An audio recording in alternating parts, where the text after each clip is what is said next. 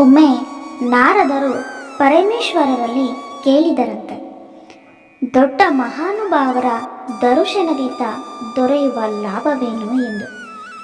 ಆಗ ಶಿವನು ಭೂಮಿಯೊಳಗಿನ ತಿಪ್ಪೆಯ ಮಧ್ಯದಲ್ಲಿ ಇದ್ದಂತಹ ಗೊಬ್ಬರ ಹುಳುವೊಂದನ್ನು ತೋರಿಸಿ, ಅದನ್ನು ಕೇಳು, ಅದು ಹೇಳುತ್ತದೆ ಎಂದನು. ನಾರದರು ಸರಿ ಎಂದು ಹೇಳಿ ಆ ಹುಳುವಿನ ಎದುರು ನಿಂತು ನಮಸ್ಕಾರ ಎಂದರು. ಆಗ ಆ ಗೊಬ್ಬರದ ಹುಳು ಮೇಲೆ ನೋಡಿತು. ನೋಡಿದ ಕೂಡಲೇ ಅಲ್ಲೇ ಸತ್ತು ಹೋಯಿತು.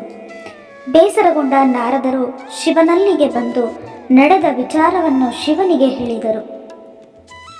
ಆಗ ಶಿವನು, ಚಿಂತಿಸಬೇಡ, ನಾನು ಇನ್ನೂ ಒಂದು ಉಪಾಯವನ್ನು ಹೇಳುತ್ತೇನೆ, ಕೇಳಿ ಎಂದನು.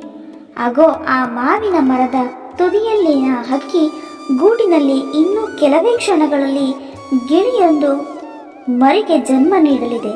ಆ ಗಿಳಿ ಮರಿಯನ್ನು ಕೇಳು ಎಂದನು. ನಾರದರು ಅಲ್ಲಿಗೆ ಹೊರಟು ಆಗ ತಾನೇ ಜನ್ಮ ತಳೆದಿದ್ದ ಆ ಗಿಳಿಮರಿಗೆ ವಂದನೆಯನ್ನು ತಿಳಿಸಿದರು. ಅವರನ್ನು ಕಂಡೊಡನೆ ಆ ಗಿಳಿಮರಿಯೂ ಪ್ರಾಣ ಬಿಟ್ಟಿತು.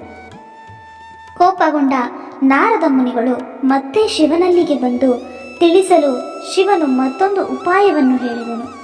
ದೂರದಲ್ಲಿ ಕಟ್ಟಿಗೆಯೊಂದನ್ನು ತೋರಿ, ಕೆಲವೇ ಕ್ಷಣಗಳಲ್ಲಿ ಅಲ್ಲಿ ಹಸುವೊಂದು ಕರುವಿಗೆ ಜನ್ಮ ನೀಡಲಿದೆ. ಆ ಕರುವು ನಿನ್ನ ಸಂದೇಹ ನಿವಾರಿಸುತ್ತದೆ ಎಂದನು. ಒಲ್ಲದ ಮನಸ್ಸಿನಿಂದಲೇ ಹೊರಟ ನಾರದರು ಆಗ ತಾನೇ ಹುಟ್ಟಿದ ನವಜಾತ ಕರುವೊಂದನ್ನು ಉದ್ದೇಶಿಸಿ ವಂದನೆಗಳನ್ನು ತಿಳಿಸಿದರು.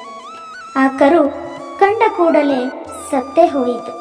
ಈಗಲೂ ನಾರದರು ಬೇಸರಗೊಂಡು ಶಿವನಲ್ಲಿ ಆಗಿದ್ದನ್ನು ತಿಳಿಸಿದರು. ಶಿವನು ಈಗಲೂ ಉಪಾಯವೊಂದನ್ನು ತಿಳಿಸಿದರು. ಸಂಪದ್ಭರಿತ ರಾಜ್ಯವೊಂದನ್ನು ತೋರಿಸಿ, ನೋಡಿ, ಇನ್ನೇನು ಕೆಲವೇ ಕ್ಷಣಗಳಲ್ಲಿ ಆ ರಾಜ್ಯದ ಮಹಾರಾಣಿಗೆ ಮಗುವೊಂದು ಜನಿಸಲಿದೆ. ಆ ಮಗು ನಿಮ್ಮ ಪ್ರಶ್ನೆಯ ಉತ್ತರ ನೀಡಲಿದೆ ಎಂದನು. ನಾರದರು ಭಯಗೊಂಡರು. ಅಲ್ಲ ಪ್ರಭು, ಅವುಗಳೆಲ್ಲ ಕೀಟ, ಪ್ರಾಣಿ, ಪಕ್ಷಿಗಳು ಸತ್ತವು. ಇವನು ಯುವರಾಜ. ಇವನೇನಾದರೂ ಸತ್ತರೆ ಮಹಾರಾಜ, ಮಂತ್ರಿ, ಸೈನ್ಯ ನನ್ನನ್ನು ಸುಮ್ಮನೆ ಉಳಿಸುವುದೇ? ದಯವಿಟ್ಟು ನನ್ನನ್ನು ಹೋಗಲಾರೆ ಎಂದನು. ಶಿವನು ಧೈರ್ಯ ತುಂಬಿ, ಈ ಬಾರಿ ಹಾಗೇನು ಆಗಲಾರದು, ಹೋಗಿ ಬನ್ನಿ ಎಂದು ಹೇಳಿದನು. ಮಹೇಶ್ವರನ ಮಾತು ಮೀರಲಾಗದೆ ನಾರದ ಮುನಿಗಳು ನಿಧಾನವಾಗಿ ಅರಮನೆಯೊಳಗೆ ಕಾಲಿಡುತ್ತಿರಲು ತೊಟ್ಟಿಲ ಕಡೆಯಿಂದ ವಂದನೆಗಳು ಮಹಾಮುನಿಗಳೇ ಎಂಬ ಸ್ವರ ಕೇಳಿಸಿತು. ಅಚ್ಚರಿಗೊಂಡ ನಾರದರು ತೊಟ್ಟಿಲ ಬಳಿಗೆ ಹೋಗಲು ಆಗ ತಾನೇ ಜನಿಸಿದ ನವಜಾತ ಶಿಶುವು ಅವರನ್ನ ಮಾತನಾಡಿಸಿತು. ಕ್ಷಣ ನೇರಳರಾದ ನಾರದರು ಆ ಮಗುವಿನಲ್ಲಿ ಕೇಳಿದರು, ದೊಡ್ಡವರ ದರ್ಶನದಿಂದಾಗುವ ಲಾಭವೇನು ಎಂದು. ಆ ಮಗುವು ಇವರಿಗೆ ಹೇಳಿತು, ನಾನು ಗೊಬ್ಬರದ ಹುಳುವಾಗಿದ್ದಾಗ ನೀವು ಬಂದಿರಿ. ನಿಮ್ಮ ದರ್ಶನದಿಂದ ನಾನು ಮರುಜನ್ಮದಲ್ಲಿ ಗಿಳಿಯ ಮರಿಯಾದೆ. ಆಗಲೂ ನೀವು ನನಗೆ ದರ್ಶನ ನೀಡಿದಿರಿ. ಮರುಜನ್ಮದಲ್ಲಿ ಕರುವಾಗಿ ಜನಿಸಿದೆ. ಆಗಲೂ ನಿಮ್ಮ ದರ್ಶನದ ನನಗೆ ಲಭಿಸಿತು. ಈಗ ಮರುಜನ್ಮ ಪಡೆದು ರಾಜಕುವರನಾಗಿದ್ದೇನೆ.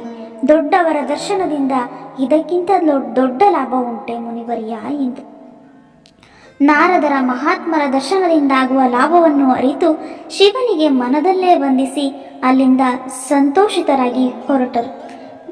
ನಿಜ, ದೊಡ್ಡವರ ಒಡನಾಟ ನಮಗೆ ಆ ಕ್ಷಣ ಮುಖ್ಯ ಅನಿಸದಿರಬಹುದು, ಆದರೆ ಖಂಡಿತ ಮುಂದೊಮ್ಮೆ ನಮಗೆ ಆ ಮಹಾತ್ಮರ ದರ್ಶನದಿಂದ ಖಂಡಿತ ಪ್ರಯೋಜನವಾಗಲಿದೆ.